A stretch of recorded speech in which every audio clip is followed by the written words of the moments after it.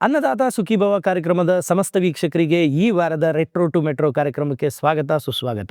ಇದು journey of Kannada cinema.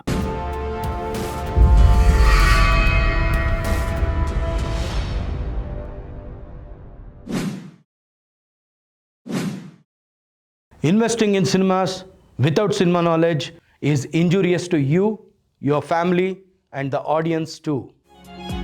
ಅನ್ನದಾತ ಸುಖೀ ಭವ. ಈ ವಾರ ನಾವು ಮಾತಾಡಕ್ಕೆ ಹೊರಟಿರುವಂಥ ಚಿತ್ರ ನಾಗಕನ್ನಿಕಾ. ಇದು 1949ನೇ ಇಸ್ವಿನಲ್ಲಿ ಬಿಡುಗಡೆ ಕಾಣುತ್ತೆ.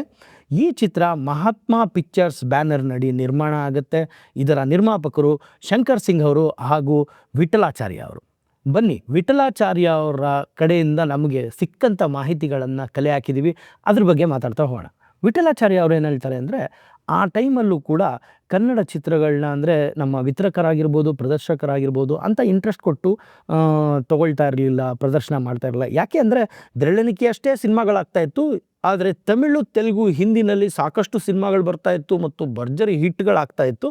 ಆದ್ದರಿಂದ ಈ ಒಂದು ವಾಡಿಕೆ ಆಗಿ ಬರ್ತಾಯಿತ್ತು, ಕಾಣಿಸ್ಕೊಂಡು ಬರ್ತಾಯಿತ್ತು. ಆಗ ವಿಠಲಾಚಾರ್ಯ ಮತ್ತು ಶಂಕರ್ ಸಿಂಗ್ ಅವ್ರು ಏನು ಮಾಡ್ತಾರೆ ಅಂದರೆ, ಒಂದು ಜೀಪಲ್ಲಿ ಮೈಕ್ ಸೆಟ್ ಹಾಗೂ ಒಂದು ಸ್ಪೀಕರ್ ಹಾಕ್ಕೊಂಡು ಇಡೀ ಬೆಂಗಳೂರು ಮತ್ತು ಬೆಂಗಳೂರಿನ ಸುತ್ತಮುತ್ತ ಹೊರಾಂಗಣದ ವಲಯ ಏನಿದೆ ಅಲ್ಲೆಲ್ಲ ಸುತ್ತಾಡಿ ಕನ್ನಡ ಚಿತ್ರಗಳನ್ನ ನೋಡಿ, ಕನ್ನಡ ಚಿತ್ರ ನಾವು ನಿರ್ಮಾಣ ಮಾಡ್ತಾಯಿದ್ದೀವಿ, ಕನ್ನಡ ಚಿತ್ರಗಳನ್ನು ನೋಡಿ ಪ್ರೋತ್ಸಾಹಿಸಿ ನಮ್ಮನ್ನು ಒಂಥರ ಬೆಳೆಸಿ ಈ ಚಿತ್ರರಂಗನ ನಾವು ಮುಂದಕ್ಕೆ ತೊಗೊಂಡು ಹೋಗಬೇಕು ಅಂತ ಎಲ್ಲ ಪ್ರಚಾರ ಮಾಡ್ತಾ ಬರ್ತಾಯಿದ್ರು. ಮತ್ತು ಟಿಕೆಟ್ ದರ ಕೇವಲ 50 ಪೈಸೆ ಅಷ್ಟೇ ಅಂತ ಎಲ್ಲ ಅನೌನ್ಸ್ಮೆಂಟ್ಗಳನ್ನ ಕೊಟ್ಕೊಂಡು ಬರ್ತಾಯಿದ್ರು.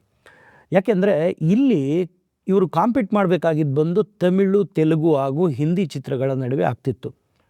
ಆದರೆ ಅದೇ ಟೈಮ್ಗೆ ಇವರು ನಾಗಕನ್ನಿಕಾ ಅನ್ನೋ ಚಿತ್ರನ ತಯಾರು ಮಾಡಿ ರೆಡಿ ಮಾಡಿ ಇಟ್ಕೊಂಡಿದ್ದು. ಈಗೇನೋ ರಿಲೀಸಿಗೆ ಬರಬೇಕು ಅಂದರೆ ಚಿತ್ರಮಂದಿರಗಳು ಸಿಗಬೇಕಲ್ಲ. ಆಗಿನ ಕಾಲಕ್ಕೆ KT ಭಾಷ್ಯಂ ಅನ್ನೋರು ಮಂತ್ರಿ ಆಗಿರ್ತಾರೆ. ಅವ್ರ ಹತ್ರ ಹೋಗ್ತಾರೆ, ಅಣ್ಣ ಸ್ವಲ್ಪ ನಮ್ಗೆ ಹೆಂಗಾದರೂ ಮಾಡಿ ಮೂವಿ ಲ್ಯಾಂಡ್ ಥಿಯೇಟ್ರಲ್ಲಿ ಶೋ ಕೊಡಿಸಿ ಅಂತ ಕೇಳ್ತಾರೆ. ಆಗ ಅವರು ರಂಗಪ್ಪ ಅವ್ರ ಹತ್ರ, ಅಂದರೆ ಮೂವಿ ಲ್ಯಾಂಡ್ ಥಿಯೇಟ್ರದ ಮಾಲೀಕರಾದಂಥ ರಂಗಪ್ಪ ಅವ್ರಿಗೆ ಹೇಳಿ ಶೋಗಳನ್ನ ಕೊಡಿಸ್ತಾರೆ. ಆಗ ರಂಗಪ್ಪ ಅವರು ಒಂದು ಕಂಡೀಷನ್ ಹಾಕ್ತಾರೆ, ಏನು ಅಂದರೆ ಮ್ಯಾಟ್ನಿ ಮತ್ತು ಫಸ್ಟ್ ಶೋ ಕೊಡ್ತೀನಿ ಅಷ್ಟೇ, 2 ಶೋ ಕೊಡ್ತೀನಿ, ಈ ಚಿತ್ರನ ಹಾಕ್ತೀನಿ, ಈ ಚಿತ್ರ ಚೆನ್ನಾಗಿ ಪರ್ಫಾರ್ಮ್ ಮಾಡಿದ್ರೆ ಜನ ಬಂದರೆ ಇಟ್ಕೋತೀನಿ, ಇಲ್ಲಾಂದರೆ ತೆಗ್ದಾಕ್ತೀನಿ ಅಂತಾರೆ. ಆವಾಗ ಶಂಕರ್ ಸಿಂಗ್ ಮತ್ತು ವಿಠಲಾಚಾರ್ಯ ಅವರು ಅದಕ್ಕೆ ಒಪ್ಕೊತಾರೆ ಕೂಡ. ಒಪ್ಕೊಂಡು ಏನು ಮಾಡ್ತಾರೆ, ಸರಿ ಅಂತ ಸಿನಿಮಾನ ಕೊಡ್ತಾರೆ. ಸೊ ಸಿನಿಮಾ ರಿಲೀಸ್ ಕಾಣುತ್ತೆ ಅವತ್ತಿನ ದಿನ ಮ್ಯಾಟ್ನಿ ಶೋ. ಶಂಕರ್ ಸಿಂಗ್ ಅವರು ಹೋಟೆಲ್ ರೂಮಲ್ಲೇ ಉಳ್ಕೊತಾರೆ. ವಿಠಲಾಚಾರ್ಯ ಅವರು ಬರ್ತಾರೆ ಥಿಯೇಟರ್ನ ಬಳಿ. ಬಂದು ನೋಡಬೇಕಾದ್ರೆ ಬ್ಯಾನರ್ ಹರಿದೋಗಿರುತ್ತಾಗಲೇ, ಪೋಸ್ಟರ್ ಹರಿದೋಗಿರುತ್ತಾಗಲೇ, ಅಂದರೆ ಯಾರು ಮಾಡಿರ್ತಾರೋ ಗೊತ್ತಿಲ್ಲ, ಅಂದರೆ ಕಿಡಿಗೇಡಿಗಳು ಯಾರೋ ಆ ಥರ ಮಾಡಿರ್ತಾರೆ. ಬಟ್ ಅದರಿಂದ ಅವ್ರು ಬೇಸರ ಆಗುತ್ತೆ. ಆದ್ರೂ ಶೋ ಟೈಮ್ ಹತ್ರ ಬರ್ತಾ ಬರ್ತಾ ಬರ್ತಾ ಒಬ್ಬೊಬ್ಬರೇ ಜನ ಒಳಗಡೆ ಬರೋಕ್ಕೆ ಶುರು ಮಾಡ್ತಾರೆ. ಮ್ಯಾಟ್ನಿ ಶೋ ಫುಲ್ ಆಗುತ್ತೆ. ಚಿತ್ರ ಪ್ರಾರಂಭ ಆಗುತ್ತೆ. ಚಿತ್ರ ನೋಡಿ ಹೊರ ಬಂದಂಥ ಜನ ಬೇಷ್ ಅಂತಾರೆ, ತುಂಬ ಇಷ್ಟಪಡ್ತಾರೆ. ಮ್ಯಾಟ್ನಿ ಹೌಸ್ಫುಲ್ ಆಗಿದ್ದನ್ನೇ ಸೇಮ್ ಫಸ್ಟ್ ಶೋನು ಹೌಸ್ಫುಲ್ ಆಗುತ್ತೆ. ಮತ್ತು ಇದೇ ನಾಗಕನ್ನಿಕಾ ಚಿತ್ರ ಅದೇ ಮೂವಿ ಲ್ಯಾಂಡ್ ಥಿಯೇಟ್ರಲ್ಲಿ ಎಲ್ಲ ಶೋಗಳು ಹಾಕ್ಕೊಂಡು 100 ದಿನಗಳ ಪ್ರದರ್ಶನ ಕಾಣುತ್ತೆ. ಇದೇ ಅಲ್ವಾ ಸಕ್ಸಸ್ ಅಂದರೆ. ನೋಡಿ, ಅವರು ಪಟ್ಟಂಥ ಕಷ್ಟಕ್ಕೆ ಅವ್ರಿಗೆ ಸಿಕ್ಕಿದಂಥ ಪ್ರತಿಫಲ. ಅವರು ಊರೂರು ಸುತ್ತಿ ಪ್ರಚಾರವನ್ನು ಮಾಡಿ, ಮೈಕ್ ಹಾಕ್ಕೊಂಡು, ಸೌಂಡ್ ಸೆಟ್ ಹಾಕ್ಕೊಂಡು ಪ್ರಚಾರ ಮಾಡಿ ಜನರನ್ನ ಥಿಯೇಟ್ರ್ ತನಕ ಕರ್ಕೊಂಬಂದಿದ್ದು. ಜೊತೆಗೆ ಆ 2 ಶೋ ಬಿಟ್ಟರೆ ನಿಮಗೆ ಶೋ ಇಲ್ಲ ಅಂದಿದ್ರು. ಆ 2 ಶೋ ಹೌಸ್ಫುಲ್ಲಾಗಿ ಅವರಿಗೆ ಚೆನ್ನಾಗಿದೆ ಅನ್ನೋ ಪ್ರಶಂಸೆ ಬಂತು ಫಸ್ಟ್ ಶೋ. ಸೊ ಅವತ್ತಿಂದ ಜನ ಪ್ರೂವ್ ಮಾಡ್ಕೊಂಬಂದಿರೋದೇನು ಅಂದರೆ, ವರ್ಡ್ ಆಫ್ ಮೌತ್ ಪಬ್ಲಿಸಿಟಿ ಮುಂದೆ ಬೇರೆ ಯಾವ ಪಬ್ಲಿಸಿಟಿನೂ ಇಲ್ಲ. ಜನ ಆಚೆ ಬಂದು ಈ ಪಿಕ್ಚರ್ ಸಖತ್ತಾಗಿದೆ ಅಂದರೆ ಓಡುತ್ತೆ ಅನ್ನೋದಕ್ಕೆ ಅವತ್ತಿನ ಕಾಲದಿಂದ ಇದು ಉದಾಹರಣೆ ಅಂತ ಹೇಳ್ಬೋದು.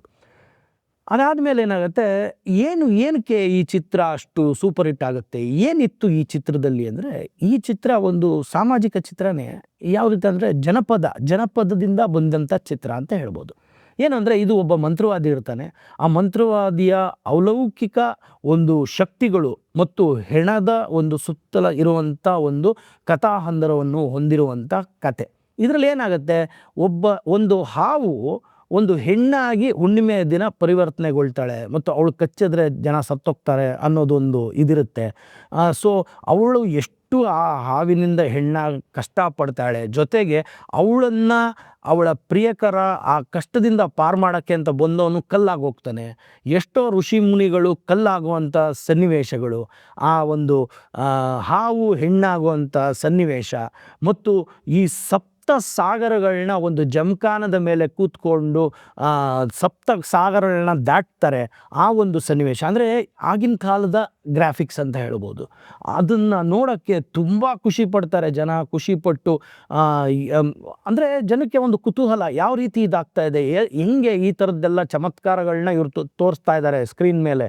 ಸೊ ಆ ಚಮತ್ಕಾರಗಳನ್ನ ನೋಡ್ತಾ ಅದಕ್ಕೆಲ್ಲ ಪ್ಲಸ್ ಪಾಯಿಂಟ್ ಆಗಿದ್ದು. ಆದರೆ ಈ ಚಿತ್ರ ಬಹುತೇಕ ಶೂಟ್ ಆಗಿದ್ದು ನಮ್ಮ ನವಜ್ಯೋತಿ ಸ್ಟುಡಿಯೋಸ್ ಅಂತ ಮೈಸೂರಲ್ಲಿದೆಯಲ್ಲ ಅಲ್ಲಿ. ಆದರೆ ಮೋಸ್ಟ್ ಪ್ರಾಬ್ಲಿ ಪೋಸ್ಟ್ ಪ್ರೊಡಕ್ಷನಲ್ಲಿ ಈ ಥರ ಗ್ರಾಫಿಕ್ಸ್ ಮಾಡೋಕ್ಕೋಸ್ಕರ ಅಂದಿನ ಚೆನ್ನೈ ಅಂದರೆ ಇಂದಿನ ಚೆನ್ನೈ ಅವತ್ತಿನ ಮದ್ರಾಸ್ಗೆ ಹೋಗಿರ್ಬೋದು ಅನ್ನೋ ಒಂದು ಊಹೆ ಮಾಡ್ತಾರೆ. ಅಲ್ಲಿಗೆ ಹೋಗಿ ಆ ಗ್ರಾಫಿಕ್ಸ್ ಮಾಡಿಸ್ಕೊಂಬಂದಿರ್ಬೋದು. ಇನ್ನು ಮಿಕ್ಕಿದ್ದೆಲ್ಲ ಬಹುತೇಕ ಇಲ್ಲೇ ನವಜ್ಯೋತಿ ಸ್ಟುಡಿಯೋಸಲ್ಲೇ ಮಾಡ್ತಾರೆ. ಸೆಟ್ಗಳು ಏನಿದೆ ಆ ಸೆಟ್ಟನ್ನೆಲ್ಲ ಅಲ್ಲೇ ಹಾಕಿ ಆ ಸೆಟ್ಟಲ್ಲೇ ಆ ಒಂದು ಚಿತ್ರೀಕರಣ ನಡೆಯುತ್ತೆ. ಆ ಥರ ಒಂದು ಸೆಟ್ ಹಾಕಿದಂಥವ್ರು ಸೌತ್ ಇಂಡಿಯಾದ ಫೇಮಸ್ ಆರ್ಟ್ ಡೈರೆಕ್ಟರ್ ಆದ ಎಂಬಾರಯ್ಯ ಎಂಬುವರು. ಅವರು ನವಜ್ಯೋತಿ ಸ್ಟುಡಿಯೋನಲ್ಲಿ ಪಾಲ್ದಾರರು ಆಗಿದ್ದರು ಅಂತ ಹೇಳ್ತಾರೆ. ಅದಾದ ಮೇಲೆ ಅದಕ್ಕೆ ಆ ಚಿತ್ರಕ್ಕೆ ಒಂದು ಸಂಗೀತ ತುಂಬ ಚೆನ್ನಾಗಿ ಕೊಟ್ಟಿದ್ರು ಅಂತ ಅಂತಾರೆ. ಅದು ಯಾರು ಅಂದರೆ ಪಲ್ಲವಂಗಡ ಶ್ಯಾಮ್ ಅಯ್ಯರ್ ಅನ್ನೋರು. ಅವರು ಸಂಗೀತವನ್ನು ಕೊಟ್ಟಿರ್ತಾರೆ ಮತ್ತು ಶ್ಯಾಮ್ ಅಯ್ಯರ್ ಅವರೇ ಹಾಡು ಹೇಳಿರ್ತಾರೆ. ಪಿ ಲೀಲಾ ಅವ್ರ ಜೊತೆ ಸೇರಿ ಈ ಚಿತ್ರಕ್ಕೆ ಹಾಡುಗಳು ಅವ್ರು ಹೇಳಿರ್ತಾರೆ. ಅದಾದಮೇಲೆ ಈ ಚಿತ್ರದ ಸಂಭಾಷಣೆಯನ್ನು ಬರೆದವರು ಹುಣಸೂರು ಕೃಷ್ಣಮೂರ್ತಿ ಅವರು, ಮತ್ತು ಈ ಚಿತ್ರಕ್ಕೆ ಹಾಡುಗಳ ಲಿರಿಕ್ಸ್ನ ಬರೆದಂಥವರು ಹುಣಸೂರು ಕೃಷ್ಣಮೂರ್ತಿ ಅವರು ಹಾಗೂ ನಾಗೇಂದ್ರ ಬಾಬು ಅವರು. ಸೊ ಇದು ಜೊತೆಗೆ ಒಂದು ನೃತ್ಯಗಳು ಎಲ್ಲ ಇರ್ತದೆ ಈ ಚಿತ್ರದಲ್ಲಿ. ಸೊ ಅದಕ್ಕೆ ಕೊರಿಯೋಗ್ರಫಿ ಅಂತ ಮಾಡಿದವರು ಸೋಹನ್ ಲಾಲ್ ಅವರು. ಈ ಚಿತ್ರದ ರಿಲೀಸ್ ಡೇಟ್ ಬಂದು ಸೆಪ್ಟೆಂಬರ್ 9, 1949. ಇದು ಫಸ್ಟ್ ರಿಲೀಸ್ ಆಗಿದ್ದು ನಾನು ಆಗಲೇ ಹೇಳಿದ ಪ್ರಕಾರ ಮೂವಿ ಲ್ಯಾಂಡ್ ಥಿಯೇಟ್ರಲ್ಲಿ. ಮೂವಿ ಲ್ಯಾಂಡ್ ಥಿಯೇಟ್ರ್ ಆದಮೇಲೆ ಅದು ಮಿನರ್ವಾ ಥಿಯೇಟ್ರ್ ಕೂಡ ಅದು ಮುಂದೆ ಶೋಗಳು ಸಿಗುತ್ತೆ. ಅದಾದಮೇಲೆ ಮೈಸೂರಿನ ರಾಜ್ಮಹಲ್ ಮತ್ತು ಲಕ್ಷ್ಮೀ ಥಿಯೇಟ್ರ್ಗಳಲ್ಲೂ ಕೂಡ ಇದಕ್ಕೆ ಶೋಗಳು ಸಿಗುತ್ತೆ. ಜೊತೆಗೆ ದಾವಣಗೆರೆ, ಚಿತ್ರದುರ್ಗ, ಅರಸೀಕೆರೆ, ಹಾಸನ್ನು, ತುಮಕೂರು, ಚಿಕ್ಕಮಗಳೂರು ಎಲ್ಲ ಕಡೆ ಇದಕ್ಕೆ ಶೋಸ್ ಸಿಕ್ಕಿ ಇದು ತುಂಬ ದೊಡ್ಡ ಹಿಟ್ ಆಗುತ್ತೆ. ಮಹಾತ್ಮ ಪಿಕ್ಚರ್ಸ್ಗೆ one of the most successful cinemas ಕೂಡ ಇದು ಆಗುತ್ತೆ. ಈ ಚಿತ್ರದ ತಾರಾಗಣದಲ್ಲಿ ನಮ್ಗೆ ನೋಡೋಕ್ಕೆ ಸಿಗೋರು ಯಾರು ಅಂದರೆ ರಾಘವೇಂದ್ರ ರಾವ್ ಅವರು, ಜಯಶ್ರೀ ಅವರು, ಬಳ್ಳಾರಿ ರತ್ನಮಾಲಾ ಅವರು, ಸ್ಯಾಂಡೋ ಅವರು, ಪ್ರತಿಮಾ ದೇವಿ ಅವರು, ರಾಜಬಾಲ, ರಾಧಾಬಾಯಿ ಅವರು ಮತ್ತು ವೀರಭದ್ರಪ್ಪ ಅವರು ಮತ್ತು ಈಶ್ವರಪ್ಪ ಅವರು ಈ ಚಿತ್ರದಲ್ಲಿ ಮುಖ್ಯ ಭೂಮಿಕೆಯಲ್ಲಿ ಕಾಣಿಸ್ಕೊಳ್ತಾರೆ. ಆದರೆ ಈ ಚಿತ್ರದಲ್ಲಿ ಮಂತ್ರವಾದಿಯ ಕ್ಯಾರೆಕ್ಟರ್ ತುಂಬ ಇಂಪಾರ್ಟೆಂಟ್ ಆಗುತ್ತೆ. ಆ ಕ್ಯಾರೆಕ್ಟರ್ನ ಪ್ಲೇ ಮಾಡೋದು ರಾಘವೇಂದ್ರ ರಾವ್ ಅವರು, ಮತ್ತು ನಾಗಕನ್ನಿಕಾ ಎಂಬ ಪಾತ್ರ ತುಂಬ ಮುಖ್ಯ ಆಗುತ್ತೆ. ಅದನ್ನು ಪ್ಲೇ ಮಾಡೋರು ನಮ್ಮ ಜಯಶ್ರೀ ಅವರು. ಸೊ ಇಷ್ಟು ಆದಮೇಲೆ ಇದು 49. ಇದನ್ನೇ ಡಬ್ ಮಾಡ್ತಾರೆ ತಮಿಳಲ್ಲಿ. 1950 ರಿಲೀಸ್ ಮಾಡ್ತಾರೆ. ಅದು ಕೂಡ ಸಕ್ಸಸ್ಫುಲ್ ಹಿಟ್ ಆಗುತ್ತೆ.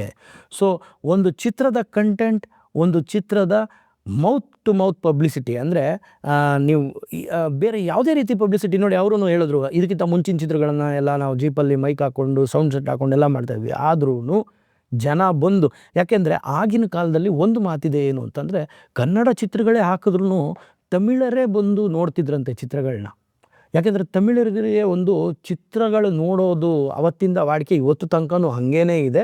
ಬಟ್ ಅವ್ರು ನೋಡಿ ಬಂದು ಚೆನ್ನಾಗಿಲ್ಲ ಬಿಡಪ್ಪ ಅಂದ್ಬಿಟ್ರೆ ನಮ್ಮ ಜನ ಹೋಗ್ತಿರ್ಲಿಲ್ಲ ಸಿನಿಮಾ ನೋಡೋಕ್ಕೆ ಅನ್ನೋ ಒಂದು ಮಾತು ಕೇಳಿಬರುತ್ತೆ. ಅವತ್ತಿನ ಒಂದು ಪತ್ರಿಕೆಗಳಿಗೆ ಬಂದಂಥ ವಿಷಯನ ಹೇಳ್ತಾ ಇದ್ದೀನಿ.